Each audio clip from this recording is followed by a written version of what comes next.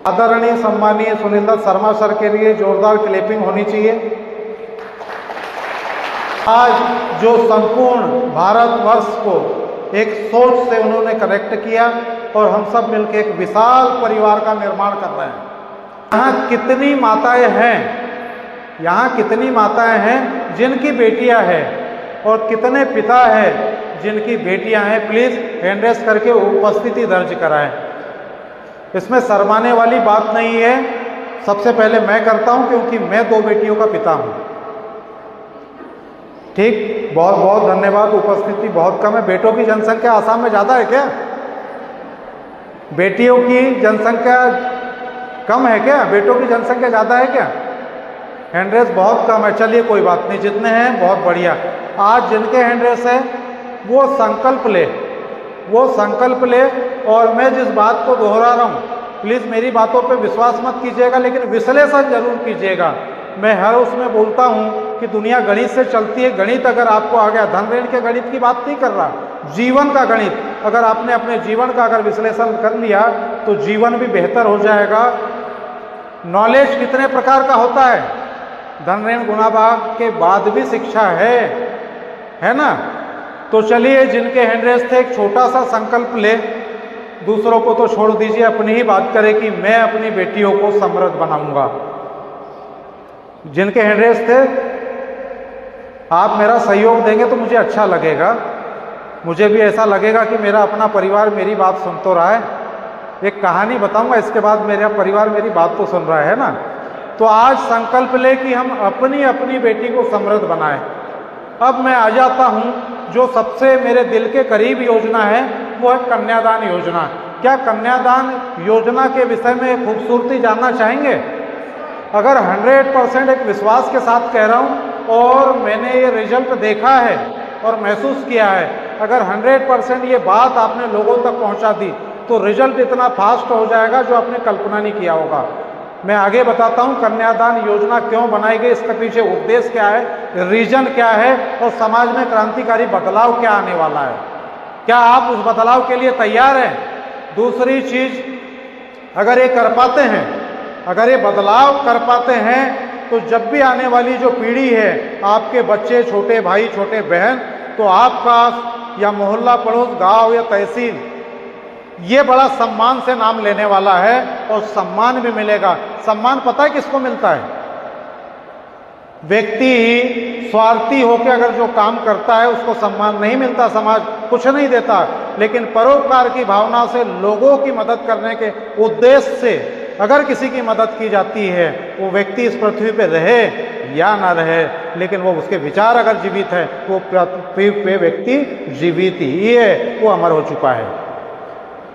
दूसरी चीज, कन्यादान योजना जो बनाएगी, इसके पीछे उद्देश्य जो है, संपूर्ण भारत की बेटियां अगर समृद्ध होगी तब जाके समाज समृद्ध हो पाएगा। इस बात पे कितने % विश्वास करते हैं?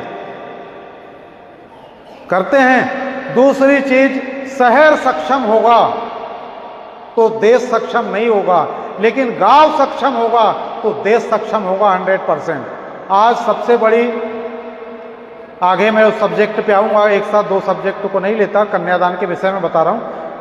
तो सम्मानित सुनील दत्त शर्मा सर के लिए एक बार फिर से क्लैपिंग हो जाए, क्योंकि ये खूबसूरत सी योजना जो खूबसूरत समाज का निर्माण करने वाली है और हम सब इसमें सहयोगी बनने वाले हैं। कन्यादान योजना, अगर एक बात बताई है, मैं यहाँ आपको प्रूफ भी बताऊँगा। आज हर माता पिता ये चाहता है कि मैं अपने बच्चों को सफल बनाऊँ, चाहता है और पूरा 100% एफर्ट लगा के मदद भी करता है। यह सच्चाई है, यह सच्चाई है। अब एक छोटा सा एग्जाम्पल है, 200 रुपये या 500 रुपये रोज की अगर मजदूरी कर रहा है और 5 लोगों का परिवार है, विश्लेषण करते जाइएगा, मैं जो बोलते जा रहा हूँ, 200 या 500 रुपये की जो मजदूरी कर रहा है, वो व्यक्ति अपने बच्चियों को अगर सपने दिखा रहा है कि मैं MBBS डॉक्टर बनवाऊंगा, IAS या IPS अधिकारी बनाऊंगा, तो वो कोई गुनाह कर रहा है क्या? गुनाह कर रहा है? नहीं कर रहा है। क्या उसका अधिकार नहीं है? क्या ऐसा कहीं किसी स्कूल में लिखा है कि गरीबों का सपना देखना? नहीं है, सपना वो भी देख सकता है। लेकिन अब एक क्वेश्चन है कि 200-300 रुपये या 500 रुपये रोजी में 3 अगर बच्चे हैं, पत्नी के साथ 2-5 लोगों का परिवार हो गया, आज के महंगाई के दौर में क्या वो अपने बच्चों के सपने पूरे कर सकता है पेरेंट्स? यहाँ हाथ रखे, हृदय पे हाथ रखे जरूर बताइएगा। मेरे साथ आप बने रहेंगे तो ज़्यादा आनंद आएगा।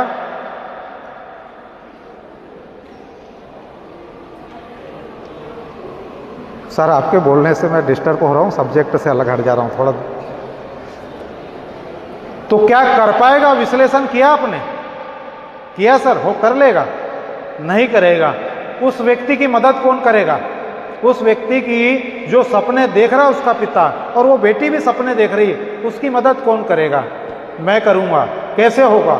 जीवनदान परिवार में आएगी तो उस बेटी का सपना भी पूरा होगा जो पिता ने उसको खुली आंखों से सपने दिखाया है।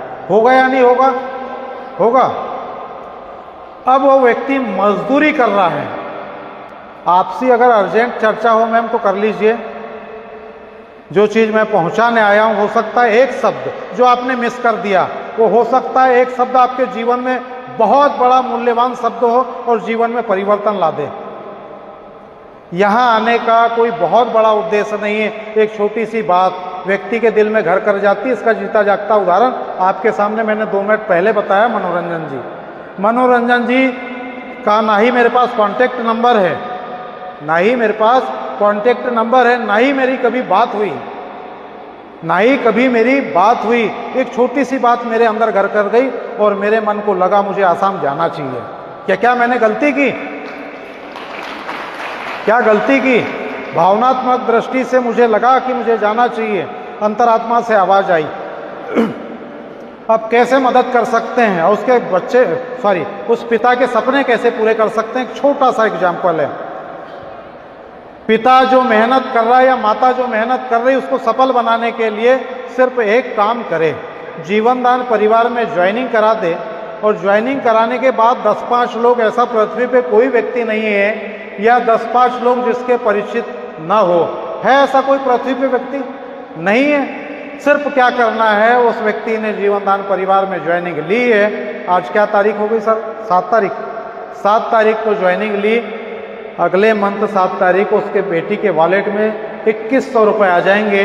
तो उसकी स्वयं को भी जाके उसकी मदद करना है, उसको छोड़ नहीं देना है। उसका जन्म, ये सोचिए, भली कितने ही उम्र का व्यक्ति हो, कितने ही उम्र का व्यक्ति हो, लेकिन वो आपके लिए बच्चा है। उसकी मदद करना, छोटे बच्चे की मदद करना हमारा कर्तव्य है कि नहीं है? जो हमारे परिवार में ज्वाइन हुआ वो छोटा बच्चा, 1 महीने का बच्चा, उसको परवरिश की आवश्यकता है या नहीं है? तो परवरिश या मदद कौन करेगा? आप और हम करेंगे। सिर्फ क्या बताना है, इस व्यक्ति ने 2100 रुपये संगठन में दिया था, इसको 2100 रुपये 10 मंथ तक आएंगे। तो ये 10 मंथ तक का कैलकुलेशन करेंगे तो 21,000 रुपये होता है। और 10 मंथ में क्या इतना सक्षम नहीं है व्यक्ति कि 10 व्यक्ति तक बातें पहुंचाए या संगठन की जानकारी पहुंचाए या कन्यादान योजना की खूबसूरती पहुंचाए? ये कर सकता है। अगर ये कर सकता है 10 मंथ तक, तो 100% मैं गारंटी देता हूं कि उसकी बेटी समृद्ध होगी और जो खुले आंखों से जो सपने दिखाया है वो बेटी के सपने भी पूरे होंगे।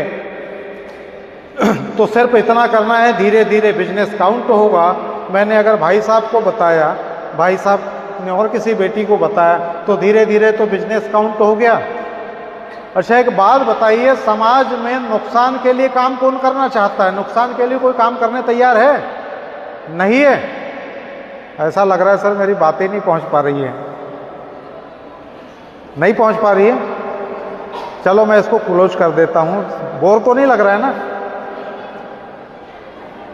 तो उसकी बेटी, नुकसान कोई बर्दाश्त नहीं करना चाहता। हर व्यक्ति 2 रुपए का बेनिफिट चाहता है। अब बताइए पूरे वर्ल्ड में, हिंदुस्तान की बात छोड़ दीजिए, 2100 रुपए के 21,000 10 मंथ में कहाँ से रिटर्न आते हैं? आते हैं। एक छोटा सा काम, दादा दादी नाना नानी की आपने कहानी सुना है? तो यहाँ जीवन दान की कहानी आपको याद कर लेना है और कहानी ही बताना है। उस कहानी से क्या बेनिफिट होगा, कहानी से क्या बेनिफिट होगा ये तो आपको पता है। धीरे से उस बेटी की इनकम जनरेट होने लग जाएगी, वो बेटी समृद्ध हो जाएगी। भविष्य में जो माता पिता अपने बच्चों को पढ़ाते हैं 100% इतनी नौकरी और जॉब नहीं है, बेरोजगारों की फौज तैयार हो रही है, तो हमारी बेटी को रोजगार मिलेगा। दूसरी चीज दहेज प्रथा, कितने लोग जानते हैं दहेज प्रथा? जानते हैं कुछ लोग, यहाँ नहीं जानते हैं। हम सौभाग्यशाली, पता नहीं आपके आसाम में या मेरे यहाँ, मैं मध्य प्रदेश से हूँ, दहेज प्रथा ना के बराबर है, लेकिन भारत में बहुत से ऐसे राज्य है जिस पे दहेज प्रथा चरम सीमा पे है। ये एक समाज की बुराई है, कुरीति है। ऐसा लगता है कुछ राज्यों में अगर बेटियों का जन्म हो गया तो दुर्भाग्य लेके आ गई लगता है बेटी। क्या ये बात सही है? क्या बेटियों के बिना कल्पना किया जा सकता है समाज के नए निर्माण का? क्या संभव है? नहीं है।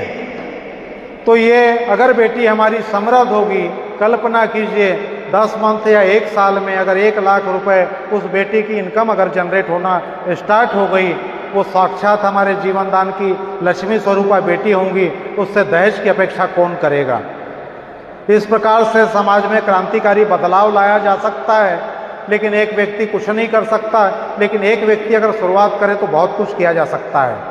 तो बस जीवन में सफलता का एक मूल मंत्र है कि एक छोटी शुरुआत बड़ी कामयाबी का आगाज है। तो शुरुआत करना पड़ेगा। दूसरी चीज, माता पिता पे, बहन भाइयों पे कितना विश्वास करते हैं आप? करते हैं 100%। पत्नी पे पति का विश्वास, और पति का पत्नी पे विश्वास, और पत्नी को पति पे विश्वास। इस प्रकार का अगर अटूट विश्वास है, इस प्रकार का अगर अटूट विश्वास है, तो आपको जीवनदान परिवार में सफल होने से कोई नहीं रोक सकता। अगर रोक सकता है कोई तो आप स्वयं हैं।